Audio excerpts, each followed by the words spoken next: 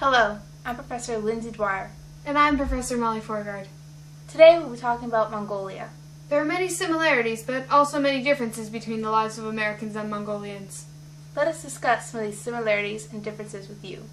Here on Nova. We're here on the scene in Mongolia. Here in Mongolia, they're one of the world's top producers of cashmere.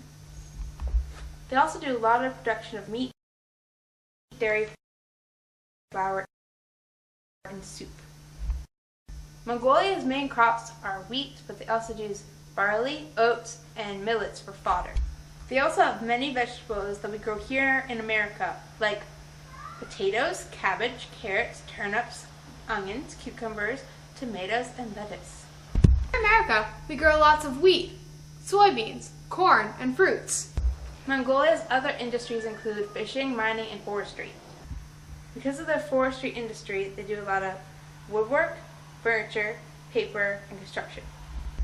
Breeding livestock, however, is their main economic activity. Mongolia has 12 million sheep, which make up 60% of its livestock. However, they also raise cattle, goats, horses, camels, and yaks. Without these animals, they will all die.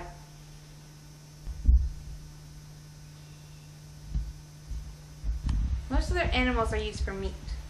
Cattle and goats are also used for milk. Sheep and camels are also used for wool. And horsehair is made into rope. Massive animal herding migrations used to be very common in Mongolia, but that is much less true now because the farmers have formed farmer coalitions where they work together to move the animals from field to field for grazing. This is also because farmers have developed better farming technology so that they have more fodder to feed the animals. When they do herd the animals over long distances, they don't use sheepdogs and horses. They use ATVs and trucks and motorcycles. In America, like in Mongolia, we no longer herd animals over large distances. We only herd them from pasture to pasture. In America, animal husbandry and breeding is just not a very important industry. Agriculture is a little bit important, but it's not nearly as important as technology or services. Both the American and Mongolian economy is composed primarily of services. In Mongolia, services make up about 50% of the country's gross domestic product, while industry only makes up about 30%, and agriculture only makes up 20%. Similarly, in America, services make up about 77% of our gross domestic product, with industry making up about 22% and agriculture making up just over 1%. The average Mongolian GDP per capita is about $3,200, while in America it's $46,400. Mongolia exports copper, apparel, livestock, animal products, cashmere, wool, hides, non-ferrous metals, and coal. 64% of their exports go to China. America's main exports are consumer goods, like automobiles and medicines, and capital goods, like airplanes and telecommunications equipment and computers. A lot of America's exports are actually media, like music and movies. We also do export some agricultural goods, like fruits, soybeans, and corn, but they only make up just over 9% of our exports. Mongolians used to travel using horse-drawn carriages, and animals like horses, camels, and yaks. Now, like in America, they travel by trains, roads, air, and water. Mongolia's food is based around meat and dairy. They drink lots of tea. Back in America, there are a variety of different foods depending on where you are in the country. But in most places, the diet is based mainly around grains. I know. So Robin, what do you eat? I really only eat health food, and I really only ever come here like once a month. Well, I never come here. I'm only really here because Courtney wanted to come here. Oh my gosh, she is so fat. Do you realize she eats like 800 calories a day? Oh my gosh. Like, wow. You do know that normal people eat 2,500 calories a day, right?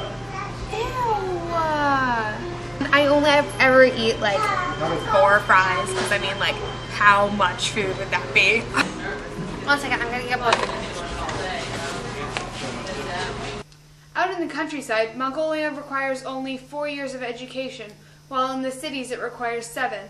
This is because out in the countryside, the small villages can't afford to maintain a middle school and a high school, while in the cities they usually can, and they can sometimes even afford university. Here in America, we have a much greater opportunity for education, as school is required until age 16, and there are many, many colleges available with scholarship plans for people who otherwise would not be able to afford them. Courtney, what do you think of America's education system? Truly, I think it's a bummer. Because, I mean, I'm too smart to be there. Like, ask me any question about this country. Because I don't need to know about other countries. Like, I'm not there, so ask me a question. Come on. Okay, what does the DC stand for in Washington, D.C.? 1 second. Democratic country? America is falling behind many other leading countries in education. Do you think that America will still be able to compete in an advancing global economy? What? In Mongolia, 57% of the population lives in urban areas, while in America, 82% do. In the cities, Mongolians live in apartment complexes that are sometimes heated by central heating, but sometimes heated by individual coal fires. They do not, however, have any refrigerators, and so daily shopping is a necessity. Out in the country, Mongolians live in yurts, which have been the primary form of housing for several thousand years. Yurts are made up of a collapsible wooden lattice covered in a thick felt, which allows them to stay warm in the winter, but allows for air flow through during the summer to keep them cool. Yurts typically weigh around 600 pounds and collapse up so that they can be pulled in an ox cart or something similar. In America, people live in houses or apartments, as opposed to yurts or apartments.